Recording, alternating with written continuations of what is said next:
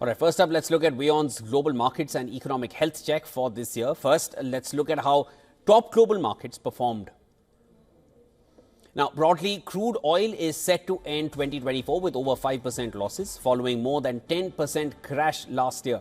Bitcoin has surged nearly 130% with the so-called Trump trade boosting the OG token since his re-election.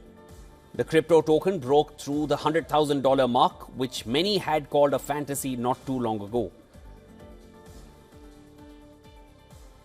The OG token reached a new all-time high above $108,000, but is struggling for momentum in the last stretch of the year. Gold was the other big beneficiary in 2024, with the yellow metal repeatedly hit new record highs this year to gain more than 27%. The dollar too kept humming along on safe haven trades, and inflation kept the greenback well bid.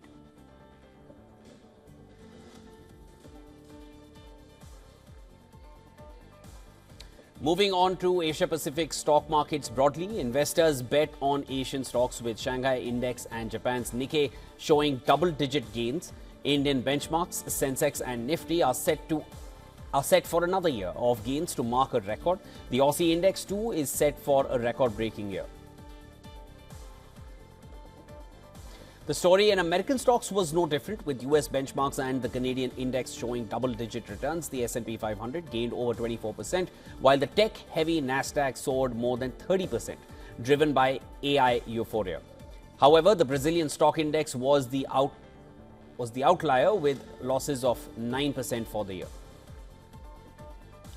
Now, stocks across Europe and Africa rose despite West Asia tensions and a trade flare-up with China. The French CAC was the only exception, tanking nearly 4% on the political turmoil despite the German economy losing momentum. The stock index there was the biggest gainer in Europe with about 90% returns. South African benchmark is up about 10% for the year. Now, turning our attention to the overall economic outlook in the Asia-Pacific region, the International Monetary Fund gave a big thumbs up to India once again, and this comes even as the growth momentum has started to ease. With the demand outlook looking shaky, the outlook for the West in Asia remained negative. For China, the outlook is still mired in doubts because of the recession in its real estate crisis despite a stimulus blitz. Markets and analysts are calling for Xi Jinping to do more to support growth.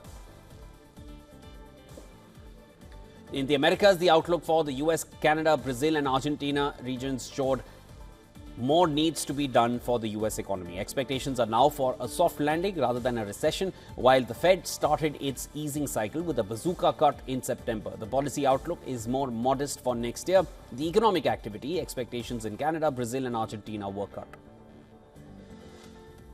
On the other hand of the Atlantic, the weak outlook seems to be widespread. The UK and other European economies will likely just about avoid a recession.